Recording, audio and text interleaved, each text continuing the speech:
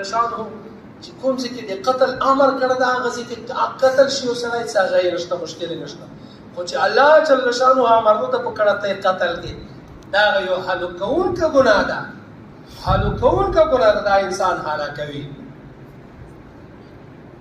واكل الربا سلوارام نمبر الله نبی علیه الصلاۃ والسلام هلاکون کا ګناه ته خو صحابه کرام ته چې واكل الربا